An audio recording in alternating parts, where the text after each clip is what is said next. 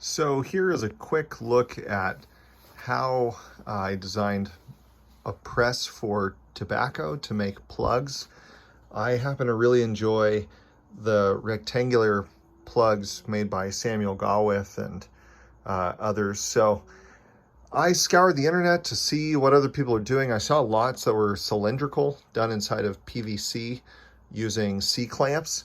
Mine is a little bit different. I was looking for something that would be one, inexpensive, two, very easy to make, three, would have the potential to produce multiple blends at the same time. So here's what I did. First, I got oak, and I just got a long piece of 1x4 oak. So that's its nominal. Its actual is 3.5 inches by 3/4 inches. I bought a 9-foot piece, but to make one of these with several of these dividers that you'll come to see, it was 4 feet of length to make an 11-inch tall one. And now I think if you make a stack of leaves, it's going to compress down. There's also a way to use this to make cakes out of shredded tobacco.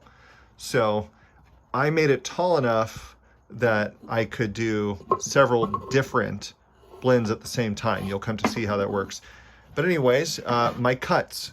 These are 1 7/8 inch thick. So I just took the whole length of the board and cut a couple of pieces that were 1 7/8 inch thick, and they fit right in here. In fact, these were the later ones that I did that are more on the money. So 1 7/8, and 2 pieces that are 11 inches long, and then 1 inch, or I'm sorry, the last piece goes along the back right here. So this one just needs to be, whatever your side lengths are, this one just needs to be 3/4 inch longer to account for the thickness of the bottom piece.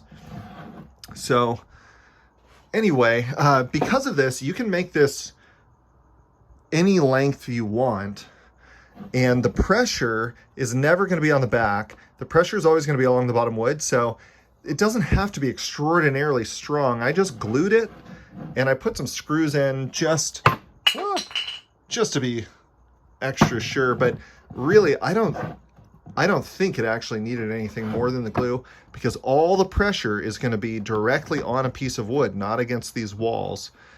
So all I did was clamp them together after putting some glue on, and then while the clamps were still on, I countersunk and put some screws in. And then here's how it works. So now you'll finally see the basic idea is that you put one of these blocks in the bottom. That way your final plug is not stuck to this immovable piece. Instead, it's on here. I'm even going to drill a little loop in here, kind of like one of these guys. I'm going to put one in here so I can pull it out at the end with the plug on it. And then you just stack your leaves up, and you can cut them. By the way, I have already figured out that I can make smaller versions of these and add a backing here, so I can make, say, 1.5 inch by 1.5 inch squares instead of lengths. These are 3.5 inches long by basically 2 inches wide. And then let's say I start out with my leaf stack about here. I will rest this until it comes by gravity to just sit with natural compression. Then I'll turn it this way, holding it. My leaf stack will remain here. And then, now this is where it's going to get tricky, one-handed wise. Let me do this. Then I've got one of these big Dewalt clamps that, according to the marketing, provides 600 pounds of pressure with a easy ratcheting system. So I'm just going to keep doing this here, and you already get the idea. Ugh. Part of why it takes a long time to do this is because of the pressure it's capable of. There we are. There we are. Now we're compressing. Now imagine there are leaves are in there. And wham, bam. you get the idea. Now imagine the leaves were in there. When you think of what you're going for, what I've read from Deluxe Stogie and others on fair trade tobacco is that you're aiming ideally for 35 pounds per square inch of pressure. But even if you can't get that, that just means leaving your plug being pressed for a longer amount of time.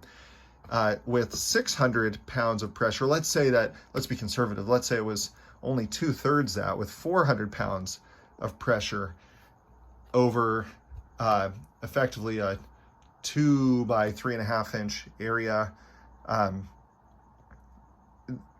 This will get there. This will put me in the ballpark to be able to press plugs effectively in about a week.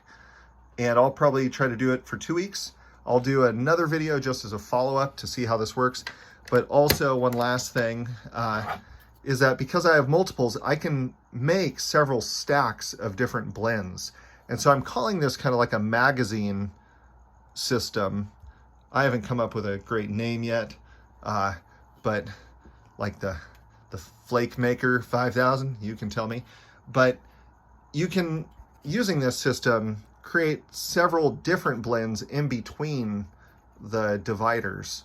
You could do that. And also you could put one in, fill it up with a shredded mix and compress it down.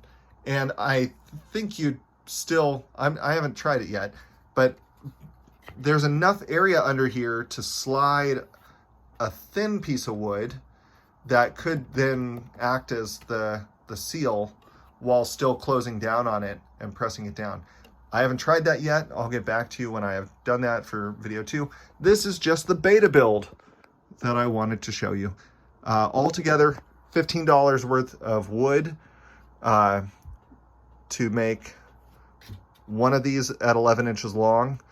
And I already had the clamp, but the name brand Dewalt 600-pound clamp is $25 at all the big stores.